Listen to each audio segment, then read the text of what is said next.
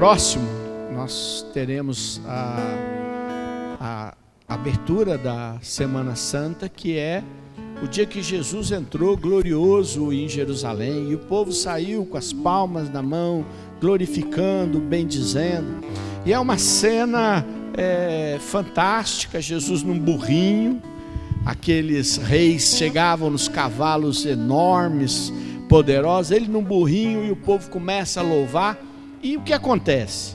Chega um povo e começa a dizer: fica quieto, para.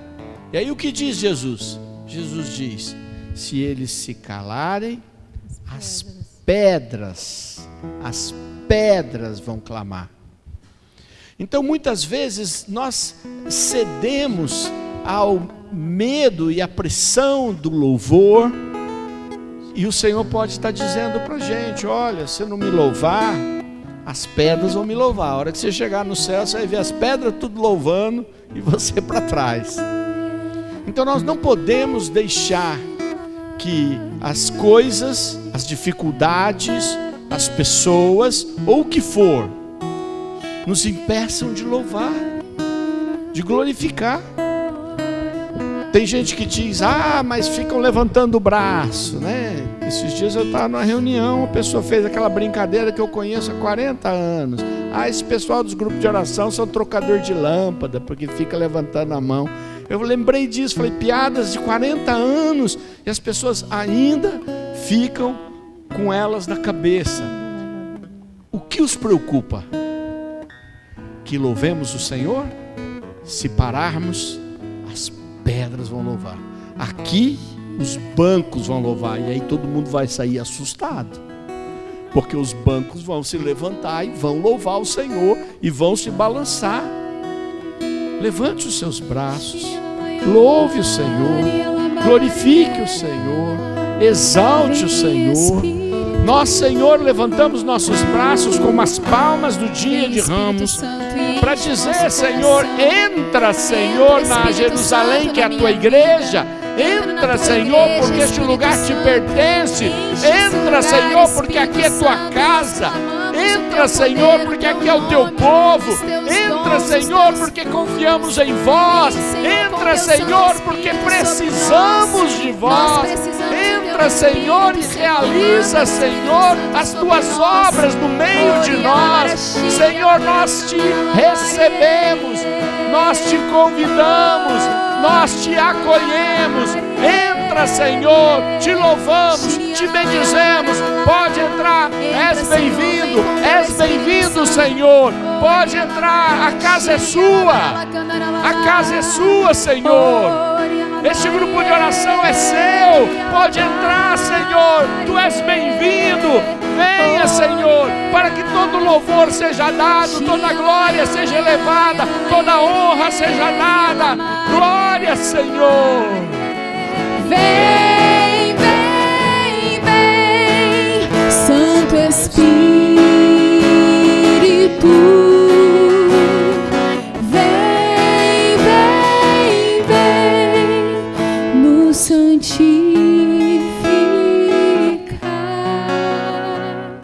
Quem quiser pegar a Bíblia para acompanhar o texto que a gente vai refletir, é o Evangelho de João, no capítulo 7. No versículo 37, Evangelho de João, capítulo 7, versículo 37 seguintes. Se você tiver aí a Bíblia, pega para acompanhar, senão depois você entre no nosso canal do YouTube, Grupo de Oração Filhos de Sião, pega a pregação de novo, com a tua Bíblia na mão, lê o texto, leia o texto desde o início, por exemplo, desde o versículo 2 do capítulo 7, que é quando narra toda esta saga de Jesus indo para a festa dos tabernáculos, até chegar no versículo 37 seguinte. Quando a gente lê o Evangelho de São João, a gente percebe que São João separou os temas que ele gostaria de relembrar para a igreja, e eu já contei isso para vocês, que São João escreve o seu evangelho 100 anos depois, portanto, as células da igreja estavam constituídas, as igrejas já tinham seus anciãos, tinham os seus diáconos, seus presbíteros. São Paulo já havia saído e pregado e até mesmo sido morto e decapitado. São João escreve esse evangelho bem depois. Nós sabemos que São João foi um discípulo de Jesus muito jovem. Tanto é que ele mesmo faz questão de lembrar isso quando você chega no final do evangelho, quando ele comenta o momento de Jesus e de Pedro. E ele se manifesta, era o mais jovem dos discípulos. Fica velho, como todos nós, um dia vamos ficar, não é? E ele então olha para a igreja e escreve. E os textos que ele escolhe são textos que dão a impressão de uma urgência. É uma urgência. É como ele quisesse dizer, olha, o tempo está acabando. E Jesus então se manifesta com urgência. É quase como todos os textos, desde o início do seu evangelho até o final, tratassem do momento mais importante do mistério de Jesus, que é seu sofrimento, a sua morte e a sua ressurreição. Para começar, eu já fico imaginando como foi esta missão toda de Jesus, que levou só 3 anos. 3 anos é muito pouco tempo, né, gente? A gente tem o nosso grupo de oração há mais de 30. Jesus, 3 anos, realizou tudo isso. E São João faz questão de mostrar que nestes 3 anos, tudo foi manifestado com urgência em vista da principal missão de Jesus. A principal missão de Jesus não foi o Sermão da Montanha. Olha, o Sermão da Montanha é a melhor e maior catequese da história. Todas as religiões gostam de citar o Sermão da Montanha. Qualquer sábio que queira orientar os outros tem que conhecer o Sermão da Montanha. No entanto, ele é menos importante do que aquilo que consumou a sua missão, que é dar a vida por nós, morrer na cruz, ressuscitar e podermos ter vida. Jesus sabia que nem o melhor professor do mundo é capaz de enfiar na cabeça das pessoas um jeito de viver. Você consegue enfiar conceitos, você consegue enfiar palavras das quais você fala para você mesmo e muitas vezes para os outros, para corrigir os outros ou mesmo para se corrigir. Mas capacidade de mudança, as palavras sozinhas não conseguem fazer. É preciso que algo haja dentro de nós.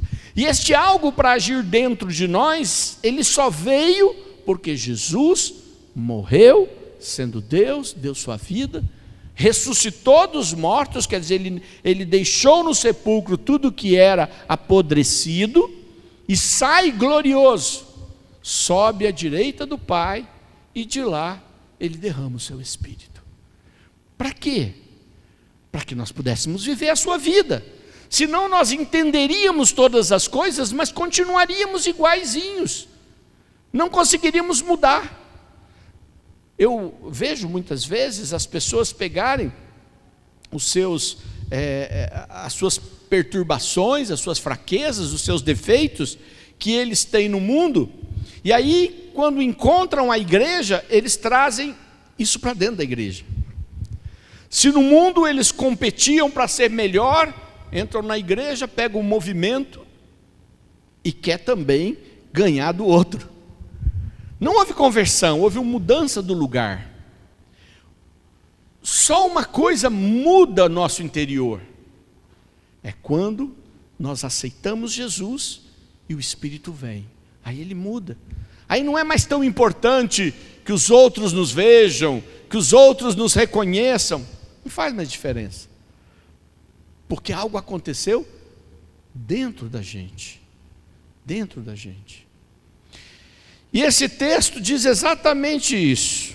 Jesus, na festa dos tabernáculos, já no momento onde os discípulos tiveram um debate, se você for lá no versículo 2, Uns diziam: você tem que ir na festa, porque é a festa mais importante, a festa dos tabernáculos. O povo ficava nas ruas, em tendas, para lembrar quando eles viveram em tendas. E a festa do tabernáculo era uma festa do pedido da bênção da agricultura, para que as plantações dessem bons frutos, que não houvessem geadas e temporais, que eles pudessem ter bastante prosperidade no seu trabalho, que os comerciantes conseguissem vender. Então ela era uma festa de pedir ao Senhor a bênção para o ano de colheita. Então alguns diziam: Jesus, vai lá, porque todo mundo vai estar lá. Outros diziam: não vai, porque eles já querem te prender. Então a gente já sabe que São João vai mostrando que já estava em curso o processo de prisão, condenação, flagelo e morte de Jesus. Então alguns discípulos diziam: não vai. E mais, se você continuar lendo todo esse texto, você vai ver que Jesus não foi. De princípio, Jesus falou: vão vocês. E o texto diz que a conversa da fofoca, vocês acham que tinha fofoca? Hoje em dia não tem mais, mas naquele tempo tinha bastante fofoca. A fofoca era: esse Jesus aí, ele só faz coisa boa. Ele é só precisa de ver o que eu ouvi falar dele. Tem gente que foi curada, e as coisas que ele fala tocam o coração. E aí outros diziam que nada, esse Jesus aí, ele não tem nada a ver com isso. Isso aí é mais um caso aí, essa pessoa que está querendo e assim, a fofoca, podem ler que vocês vão ver. Isso aqui, a família dele é daquela cidadezinha lá de Nazaré, lá não tem nada a ver. A fofoca dos prós e contra. E aí diz a palavra que eles falavam baixinho porque sabiam que queriam prender Jesus e tinham medo de serem presos também. Então a fofoca comia solta, mas ninguém queria aparecer falando dela. E de repente Jesus aparece.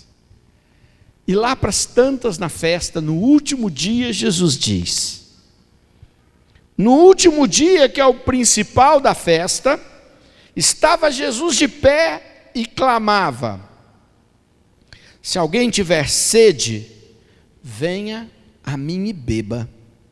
Quem crê em mim, como diz a Escritura, do seu interior manarão rios de água viva.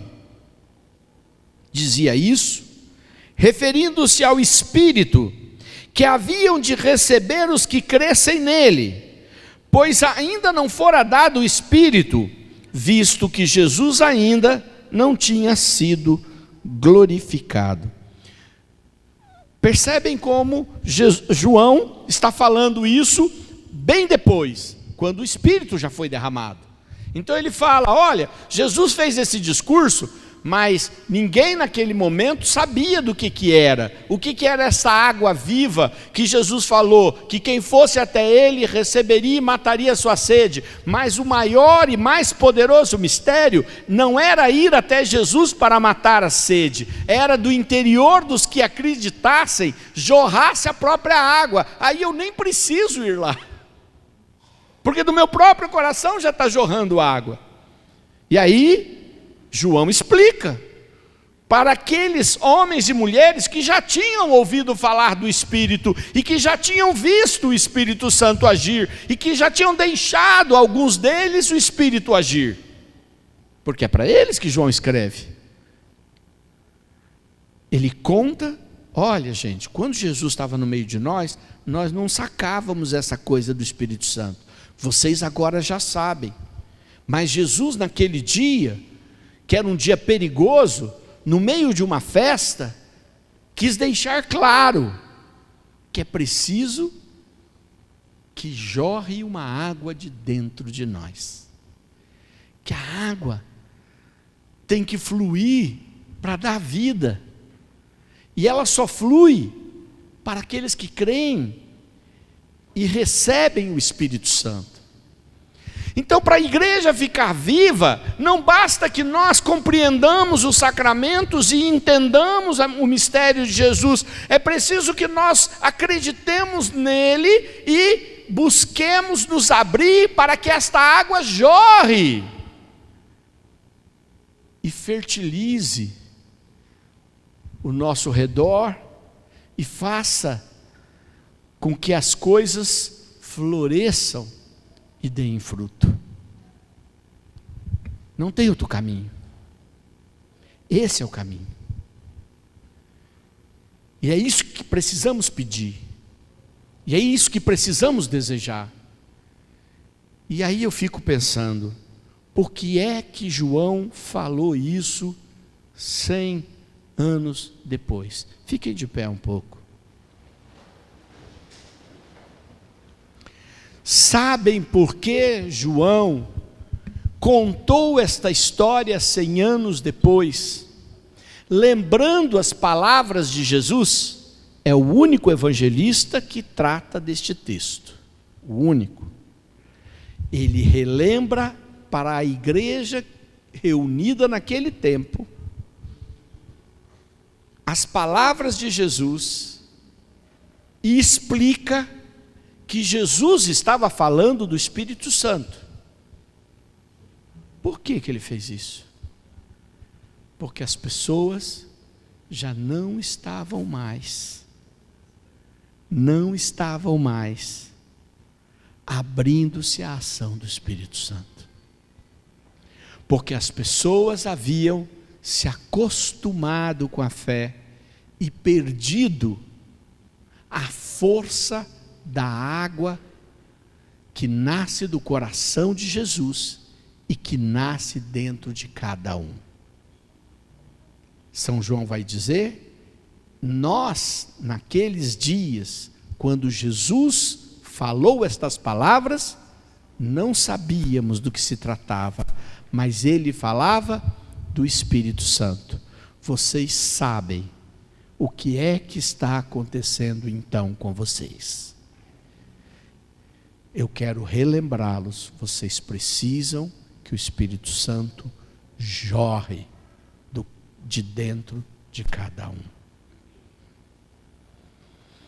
Vamos pedir o Espírito, vamos desejar o Espírito, para que a gente não se acostume com o grupo de oração, não se acostume com as celebrações, com a repetição, com um ano depois do outro, com as dificuldades, e acabemos por perder a memória espiritual de que precisamos de uma graça que jorra dentro de nós. Eu quero, eu preciso, eu creio, eu quero, eu preciso, eu creio, eu quero, eu preciso, eu creio. Batiza-me, Senhor, com teu Espírito, pois minha alma sedenta está. Batiza-me, batiza-me, Senhor, com teu Espírito, pois minha alma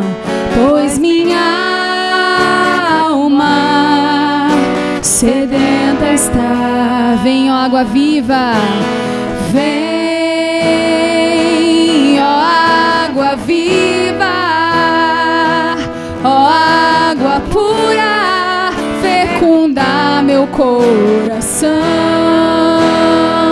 Vem, ó água viva, vem, ó água viva, ó água pura, transformar meu coração. Estivemos reunidos em nome do Pai, do Filho e do Espírito Santo. Amém. Amém.